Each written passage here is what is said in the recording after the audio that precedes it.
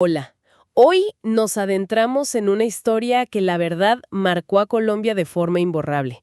Vamos a explorar, basándonos en nuestras fuentes, el caso de Luis Alfredo Garavito, conocido como La Bestia. Es un nombre que ya de por sí evoca uno de los capítulos criminales más oscuros del país, allá por los años 90. Las cifras son, bueno, difíciles de asimilar. Él confesó 193 asesinatos de niños, pero se sospecha que podrían ser incluso más de 300. Ok, vamos a desgranar esta historia tan compleja y, pues, aterradora. Sí, y creo que es clave entender el contexto de esa Colombia de los 90, una época con complejidades sociales, de seguridad muy particulares que lamentablemente, digamos, crearon un terreno fértil, por decirlo así.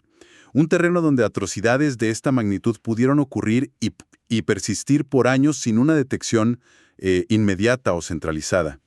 Vamos a ver que este caso va más allá de un solo hombre. Refleja también, pues, las vulnerabilidades de todo un entorno. Claro, y revisando sus orígenes, según las fuentes, encontramos una infancia, aterradora para Garavito. Nació en el 57.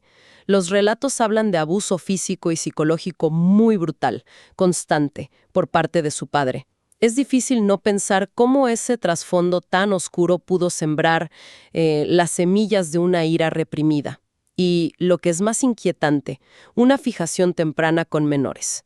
Elementos que parecen trazar una línea directa a los horrores que vinieron después. Y esa línea se ve clarísima en su método, en su forma de operar. Era escalofriantemente sistemática. Garavito no era impulsivo, ni en la selección ni en el método.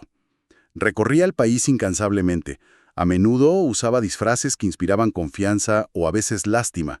Se hacía pasar por sacerdote, por monje, vendedor, campesino, incluso persona con discapacidad. Su herramienta principal era el engaño, claro. Atraía a niños, adolescentes vulnerables generalmente de entre 6 y 16 años. Les hacía falsas promesas de empleo, regalos, algo de dinero, comida. Es increíble pensar en esa dualidad, esa fachada para ocultar algo tan monstruoso. Usar disfraces que representan figuras de autoridad o necesidad justo para manipular la confianza o la compasión. Exactamente. Lo fascinante aquí, si se puede usar esa palabra en este contexto tan oscuro, es cómo explotaba las estructuras sociales. No solo se aprovechaba de la vulnerabilidad individual de los niños, muchos de familias muy pobres, desplazados por la violencia, sino que imitaba roles sociales, como el religioso, el benefactor, para convertir la confianza misma en un arma. Era una metodología calculada. Los llevaba a lugares aislados y ahí cometía los crímenes. Y esa red de engaño, de horror, extendida por tantas regiones, en algún punto tuvo que empezar a desmoronarse, ¿no? ¿Cómo se empezó a descubrir la verdadera magnitud de lo que estaba pasando? Pues mira, el punto de inflexión, el momento clave, ocurre en 1997. El hallazgo de una fosa común con varios cuerpos de niños en Pereira, Risaralda, eso dispara todas las alarmas, ya de una manera que no se podía ignorar. Este descubrimiento tan macabro funciona como un catalizador, digamos. La fiscalía, la policía, empiezan a conectar este caso con la cantidad alarmante de reportes de desapariciones masivas de menores. Reportes que se acumulaban sin resolver en diferentes partes de Colombia. Ahí las piezas de este rompecabezas aterrador empezaron a encajar, y todo apuntaba hacia un único responsable de un patrón criminal que no tenía precedentes en el país. Y finalmente dan con Garavito. ¿Cómo fue esa captura? ¿Qué pasó después? La detención se produce en abril de 1999, y lo que sigue es casi tan impactante como los crímenes mismos. Su confesión. Con una frialdad que heló al país entero, admitió ser el autor de 193 homicidios. Pero no solo confesó, sino que colaboró activamente con las autoridades. Dibujó mapas detallados para localizar los lugares donde había enterrado a decenas de sus víctimas. Si conectamos esto con el panorama criminal global, bueno, la escala de sus actos lo posicionó trágicamente como uno de los mayores asesinos en serie de la historia moderna. El impacto en Colombia fue devastador, inimaginable. Me imagino la conmoción nacional. Frente a esa confesión, a esa escala de horror, ¿cómo respondió el sistema judicial?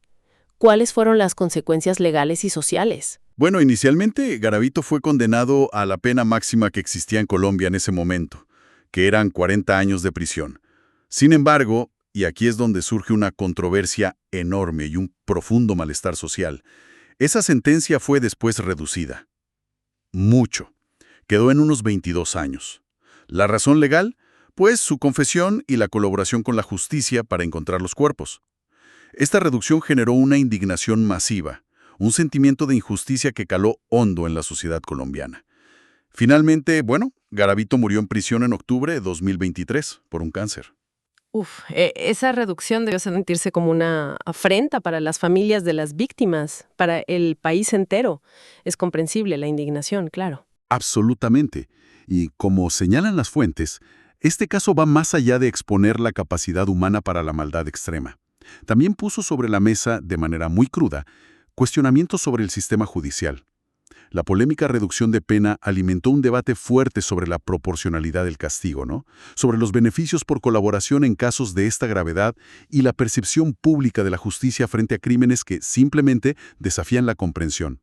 Esto plantea una pregunta importante sobre si la ley tal como está diseñada pueda realmente abarcar y responder adecuadamente a horrores de esta dimensión.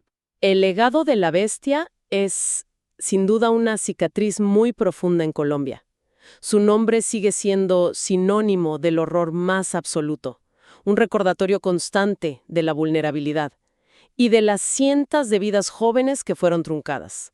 El miedo y el dolor que su figura representa todavía perduran. Sí. Y tal vez la reflexión final que nos impulsan a hacer estas fuentes, mirando más allá del individuo monstruoso, es una introspección social necesaria. Este caso expuso fallos, vulnerabilidades sistémicas. Quizá la lección más dura es reconocer cuán frágiles pueden ser nuestros mecanismos de protección infantil, nuestras redes de alerta temprana. Frente a una depredación tan calculada, tan paciente y extendida, nos obliga a preguntarnos qué hemos aprendido realmente como sociedad para fortalecer esas defensas, qué señales podríamos reconocer mejor